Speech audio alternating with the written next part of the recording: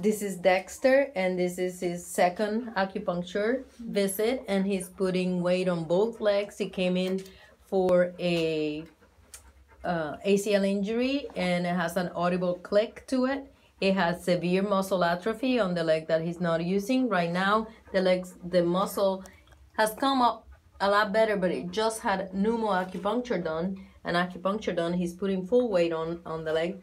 Mom, can you tell us a little bit of what's going on and the changes that you've seen with just one session of acupuncture? There's been a very big improvement. He was not putting weight on the leg at all before the first treatment. He also just very visibly didn't feel well. He wasn't moving around very much at home. He wasn't playing with the other dogs very much. He obviously was in pain and didn't feel well. And it was also very red and hot to the touch last week. And the muscle had atrophied quite a bit, and was like there was almost like a hole there in the back leg. And after one treatment, we definitely saw a difference in the muscle in the back right leg.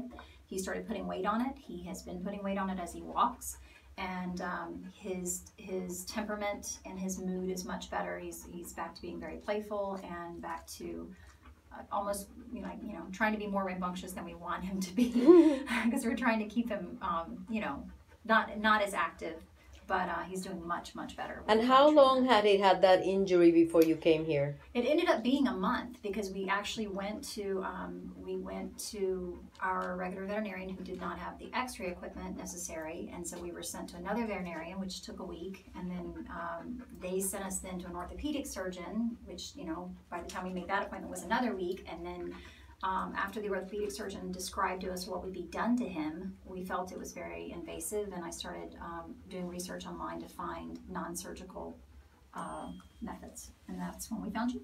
Okay, and that surgery would have cost you upwards of what? How much? They had told us that there were two different options for surgery. One was $2,500, and that would be basically to put in the line to tie them together until the scar tissue could form, and then keep him immobile for 8 weeks.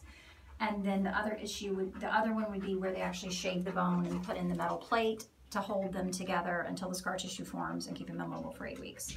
So we just felt like there wasn't a guarantee, there wasn't a high probability that it would help him be able to walk normally, and it was going to be a lot of pain for him. And the recovery was 8 weeks either way of trying to keep him immobile. So we figured if we could try this, since the scar tissue forming seemed to be what was the resolution rather than what the surgery was doing. The surgery was a temporary fix in order to allow the scar tissue to form.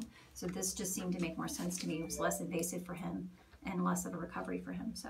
And now, would you consider for the future advising other people about pursuing TCVM therapy for either your other dogs or for people you know? Most definitely. I think that it was presented to us as surgery was the only option because he was a larger dog, and obviously surgery is not the only option. So I definitely tend to tell other people about it, and I'm an author. I have a blog, so I intend to blog about it, because I just really think that this is so much easier for him than having someone cut into his leg and shave off part of his bone and drill metal into him, and who knows what complications that would have. So this is so much better for him. So thank you so much for your testimony. Yes.